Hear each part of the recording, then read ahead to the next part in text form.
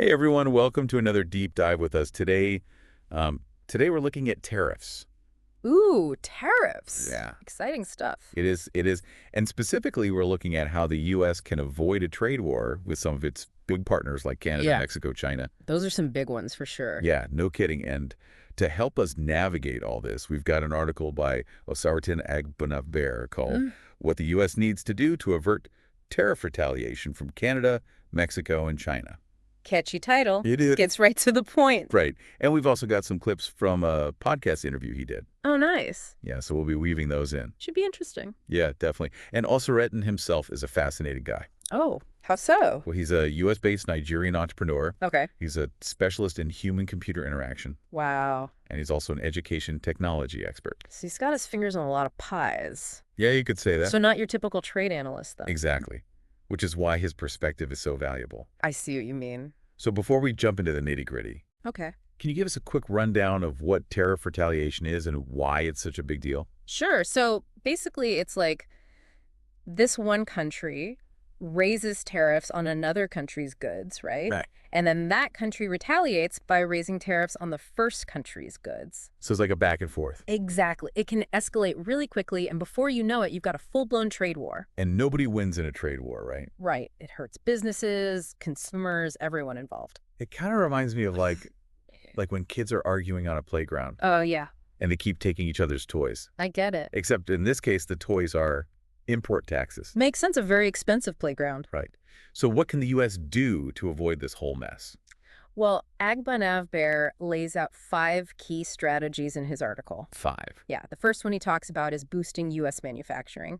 So we wouldn't need to rely on so many imports. Right, that's the idea, Yeah. but it's a lot easier said than done. Yeah, I can imagine. It would require major investments in infrastructure technology, workforce development. It's like trying to build a car factory overnight. Exactly, it's a huge undertaking. Okay, so boosting manufacturing is strategy number 1. What's next? The second strategy Agbonavbare talks about is cutting red tape. Oh, I love that one. Yeah, who doesn't? Bureaucracy can be a real killer. Tell me about it. He argues that streamlining regulations, especially those long permitting processes, can make a huge difference. I can see that. I mean, imagine you're a small business Yeah. trying to open a new factory and you're stuck in paperwork limbo for months. You'd go out of business before you even started. Exactly. It's like running a race with your feet tied together. A very slow and frustrating race. Right. So we've got boosting manufacturing, we've got cutting red tape. What else? His third strategy is all about attracting private investment. So basically getting businesses excited about investing in the U.S. Exactly. And that often involves government incentives like tax breaks, grants, low-interest loans. It's like putting up a big welcome investor sign. Yeah, with maybe a little stack of cash underneath. As long as it's not too tacky. Right. Got to make it classy. But what about the little guys? You know, those small businesses and startups that are always pushing the envelope. Agbonavbare addresses that in his 4th strategy. Okay, tell me more. He proposes using tariff revenue to directly support those small and medium-sized businesses. Interesting. So instead of that money just sitting there, we're reinvesting it. Right, specifically in the businesses that can help us become less reliant on imports. So it's like we're taking this negative thing, these tariffs, and turning it into a positive. Exactly. It's like making lemonade out of lemons. I love that. It's a clever strategy. But all this talk about businesses and investments makes me wonder, what about the everyday people? Yeah, what about them? I mean, tariffs affect everyone, right? Absolutely, prices go up, jobs can be lost. So how do we make sure that everyday folks aren't left behind in all this? That's where Agbonavbare's 5th and final strategy comes in. Okay, let's hear it. He emphasizes the importance of protecting citizens from the fallout of tariffs.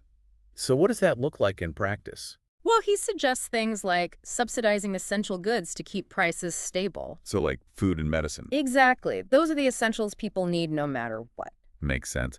And what about people who might lose their jobs because of a trade war?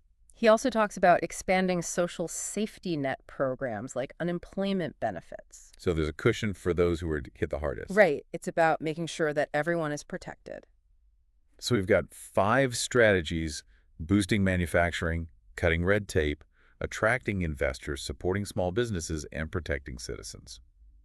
That's a lot to digest. It is. But it sounds like a pretty comprehensive approach. I think so. It's clear that Agbonavbare has put a lot of thought into this. And it's not just about the economics. He also talks about the social impact of trade policy. That's important. Absolutely. Yeah. So we've got these 5 strategies, but I kind of want to unpack them a bit more. Yeah, sure. Happy to dig deeper. Like when we talk about supercharging U.S. manufacturing, Mhm. what does that actually look like in practice? Well, it's definitely not about bringing back those old assembly lines.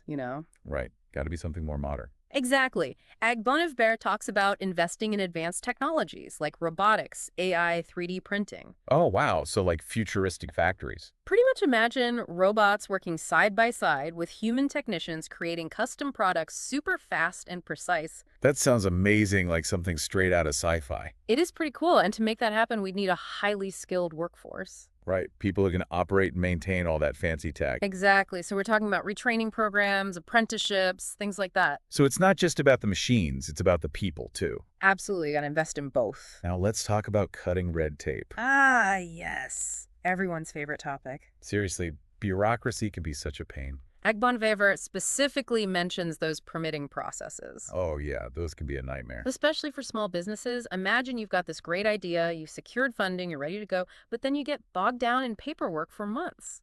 Ugh. It's like trying to run a marathon in quicksand. Right, you'd lose all your momentum. And probably your sanity too. Probably. So streamlining those processes could make a huge difference. Absolutely. Are there other types of regulations he calls out? He also mentions outdated regulations that add unnecessary costs and complexity without any real benefit. Right.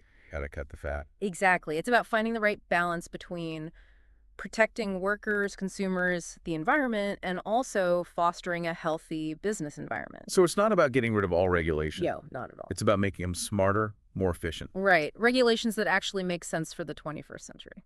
Okay, now let's shift gears to attracting investors. Okay. We talked about tax breaks and incentives, but what else can we do to make the U.S. like the ultimate investment destination? Well, one thing that often gets overlooked is predictability. Predictability. Yeah, businesses thrive on stability. Makes sense. Nobody wants to invest in a chaotic environment. Exactly. And unfortunately, the global landscape feels pretty unstable right now.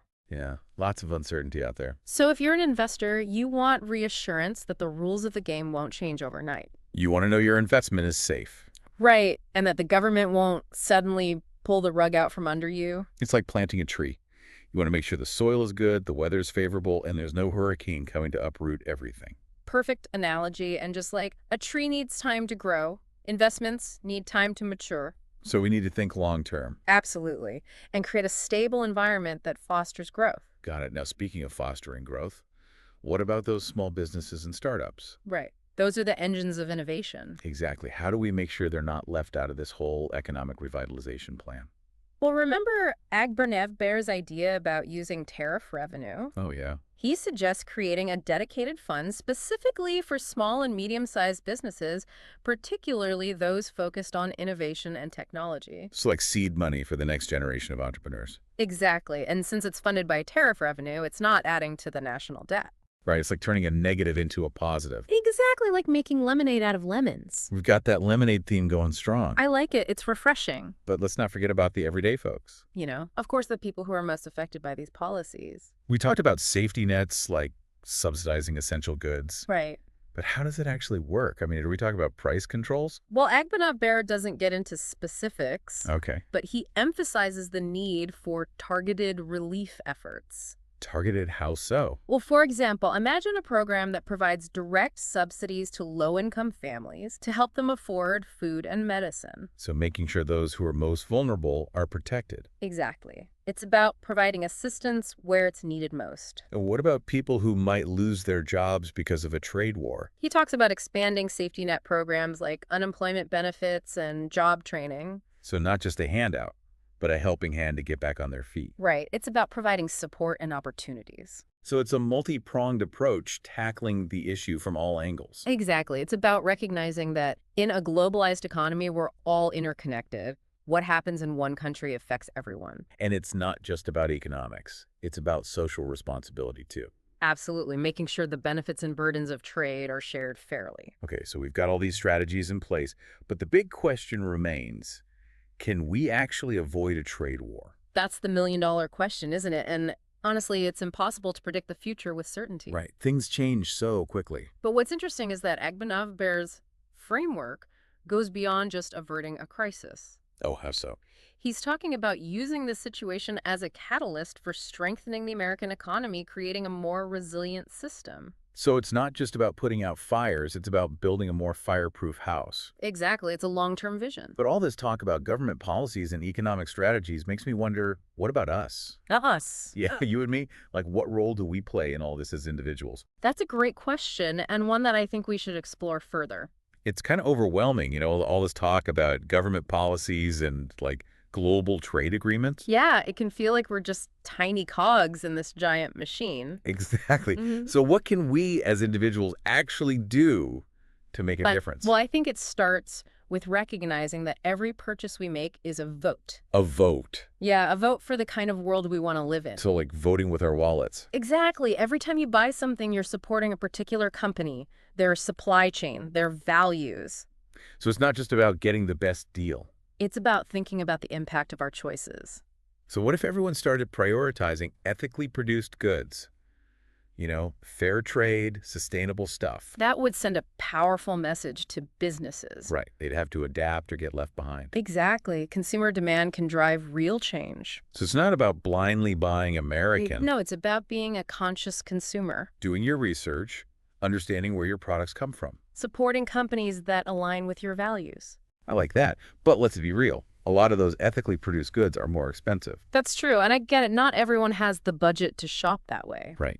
It can be a real struggle. But even small changes can make a difference. Like what kind of small changes? Well, think about buying locally sourced produce. Oh, okay. Supporting local farmers? Exactly. Or choosing to shop at small businesses instead of big box stores. Supporting your community. Right. Or even just reducing your overall consumption. Buying less stuff. Exactly. It's about being mindful of the impact of our choices. So it's not about being perfect. No, not at all. It's about progress. Yeah. Making those small steps. And being aware of the power we have as consumers. And using that power intentionally. Absolutely. And here's the thing. As consumers become more discerning, it actually creates a competitive advantage for businesses that are already doing things the right way. Oh, interesting. So it's good for business to be ethical. Exactly.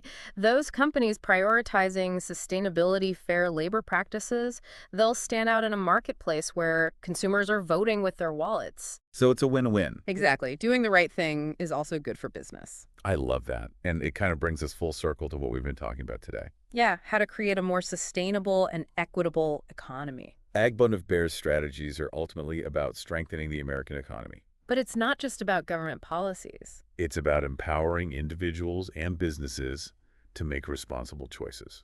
It's a multi-layered approach to tackling the issue from all angles. We've looked at government strategies, economic implications, consumer choices, It's been a deep dive, for sure.